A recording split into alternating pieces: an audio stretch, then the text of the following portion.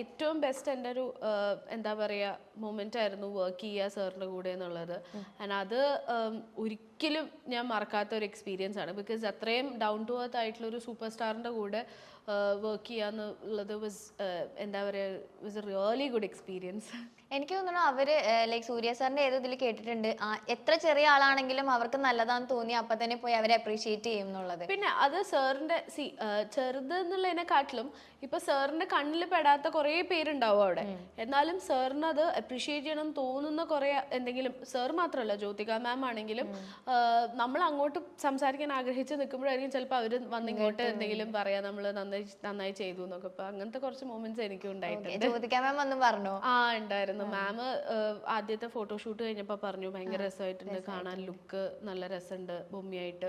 പിന്നെ അത് കഴിഞ്ഞ് ഫസ്റ്റ് ഷെഡ്യൂൾ കഴിഞ്ഞിട്ട് സീൻസ് കണ്ടിട്ട് പറഞ്ഞു ഒരുപാട് നല്ല മൊമെന്റ്സ് ഉണ്ടായിട്ടുണ്ട്. അതില് കുറച്ചുകൂടെ ചേച്ചിക്ക് ഫാറ്റ് ആവണം എന്നുണ്ടായിരുന്നോ? അങ്ങനെയൊന്നും ഉണ്ടായിരുന്നില്ല. എന്റെ ബോഡി ടൈപ്പ് അങ്ങനെ തന്നെയായിരുന്നു. അത് കഴിഞ്ഞിട്ട് എന്താ പറയാ അതില് പക്ഷെ ബേക്കറി ഒക്കെ ആയതുകൊണ്ട് അത് അങ്ങനെ സിങ്ക് ആയി പോയി. ആസിഫ് അലി, ആസിഫ്ക്കയുടെ കൂടെ എനിക്ക് ഫാമിലി മെമ്പർ മാതിരിയാണ് ആസിഫ്ക്ക. എനിക്ക് അമ്മയുടെ ഫേവറേറ്റ് ആണ് സത്യം പറഞ്ഞാൽ. അങ്ങനത്തെ ഒരു റിലേഷൻ, ഒരു ബോണ്ടാണ് നമ്മൾ തമ്മിൽ. പിന്നെ സൺഡേ ഹോളിഡേ തുടങ്ങി അങ്ങനെയാണ്.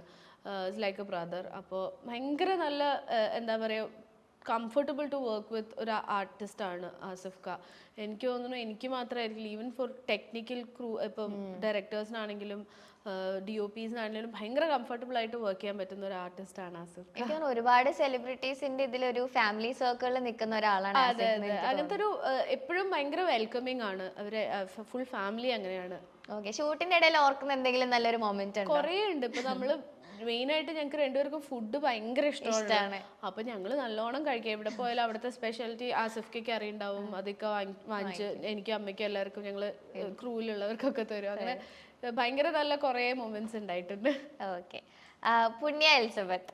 പുണ്യ is A like one of the most എന്താ ക്ലോസസ്റ്റ് ഫ്രണ്ട്സ് ഓഫ് മൈൻ. ഞാൻ സാധാരണ പുണ്യ ഇപ്പം സിനിമയിൽ ഫ്രണ്ട്സ് ചോദിക്കുമ്പോൾ ഞാൻ പുണ്യയുടെ പേര് വിട്ടു. ബിക്കോസ് എനിക്ക് അങ്ങനത്തെ ഒരു റിലേഷൻ അല്ല പുണ്യയുടെ ആയിട്ട്.